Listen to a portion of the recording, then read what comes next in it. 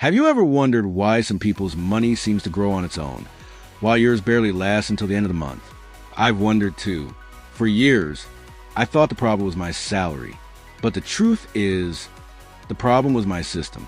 In this video, I'll show you the 3 phases of personal finance that completely transformed my life, from debt to financial freedom. I'll also give you real-life examples, clear breakdowns, and the step-by-step process I use to make money work for me. If you want to get out of your struggles, build a solid foundation, and reach a point where your money grows on its own, stay with me until the end. Take advantage now and subscribe to the channel, like this video, and leave a comment saying which phase you're in today. Let's walk this path together. At 26, I was earning decently, but I never saw the money. The salary came in, the bills went out, and I was counting the days until the next paycheck. When I tried to save something, an emergency would pop up. By the time I realized it, I had already paid over $8,000 in credit card debt, and I was only paying interest just to survive. That's when I decided to change. I started studying personal finance and discovered something that changed everything. The path to financial freedom is divided into phases, like a video game. You don't start by investing in stocks or real estate. You start with principles grounded in reality, and you rise over time. These 3 phases are like steps that anyone can climb with planning, patience, and discipline. And to illustrate it better, I'll use the example of Raphael, an ordinary guy who lived through it all and came out the other side with a completely different life. Now, let's go to the first phase, survival. Phase 1. Survival. This is a phase where almost everyone starts. Survival is a stage of struggle and among anxiety, and constantly trying to keep the bills paid on time. Here, money is never enough. In fact, sometimes it's not enough to cover everything. And the worst part? Many people spend their entire lives trapped in this cycle. It was during this phase that I met Raphael. He was 23 years old, working as a salesman in an electronics store, earning $2,400 per month. He paid taxes, helped his parents with $300, and had a $5,000 car loan that kept growing due to interest. The first step in this phase was painful but necessary, sitting down and facing reality. Raphael made a simple spreadsheet with everything he earned and everything he spent. That's when he realized that $800 of his salary was going to delivery and invisible small expenses. He cut everything non-essential. He stopped food deliveries and shared an apartment with a friend, saving $400. He canceled credit cards and renegotiated his debt into 12 fixed installments of $500 with much lower interest. With these changes, he managed to create a small surplus of $300 per month. Maybe not much, but just what he needed to get out of the hole. Survival isn't about getting rich. It's about being able to breathe again. The goal here isn't saving. It's stopping the bleeding. And that foundation needs 3 pillars: expense control, debt elimination, and habit creation. Raphael tracked every expense, avoided impulse purchases, and used only debit. After 14 months, he had eliminated all his debts. And then, for the first time in his life, he felt peace when he saw his account balance at the end of the month. That was a sign. He was ready to move to the next phase. Now, let's move to the phase that changes everything. Stability. Phase 2. Stability. When you move past the survival phase, something changes inside you. Fear starts to give way to confidence. You realize that with control and strategy, money can finally start working for you. It's time for stability. Raphael reached this phase at 25 years old, debt-free, and still earning a modest income.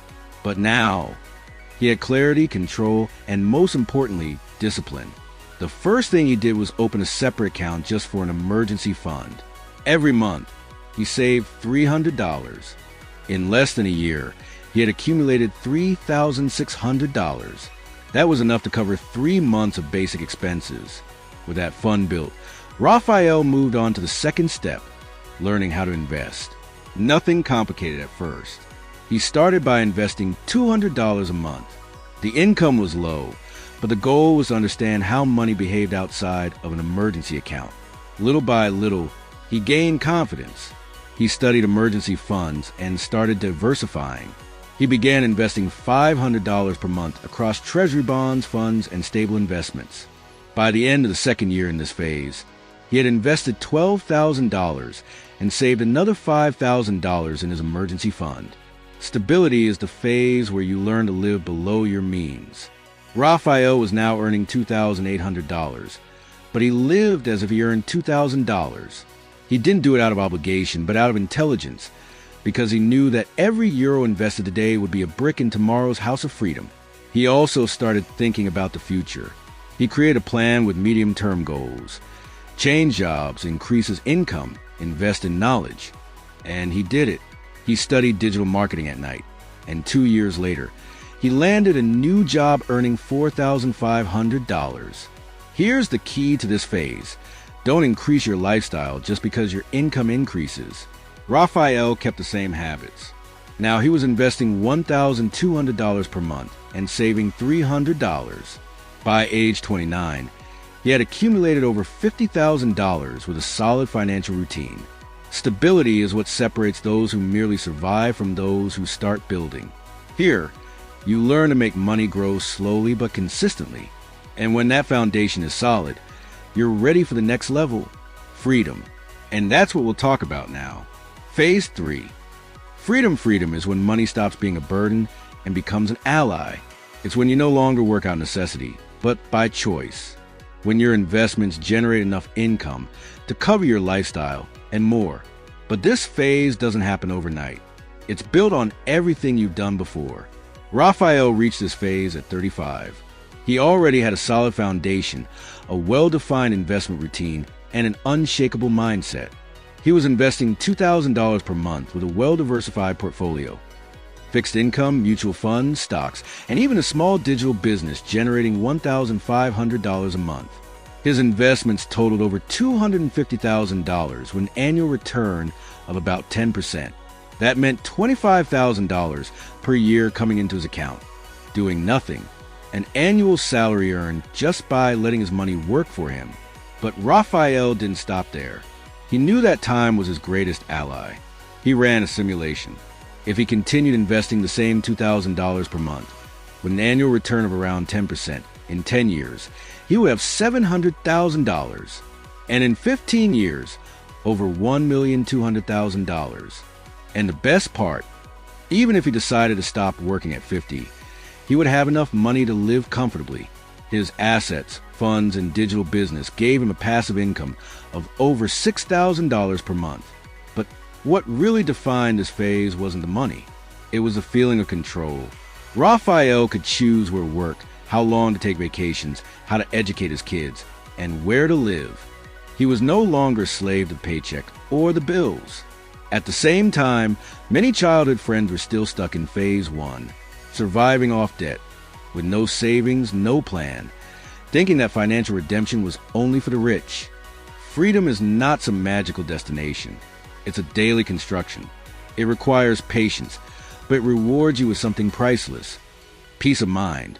And when you reach it, you understand that money was never the goal.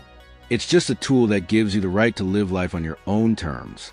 But before concluding, I'll show you a powerful comparison between someone who advances through the phases and someone who doesn't. At 38, Raphael was at peace. He had freedom, options, and security. But a meeting with an old school friend, Douglas, highlighted the contrast between two very different paths. Douglas had earned well, always had good jobs, but never left the survival phase.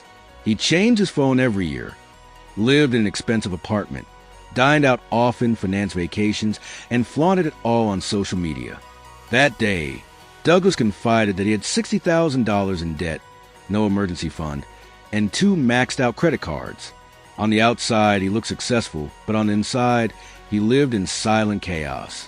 Meanwhile, Raphael, who had always lived simply and strategically, had already passed $1 million in investments.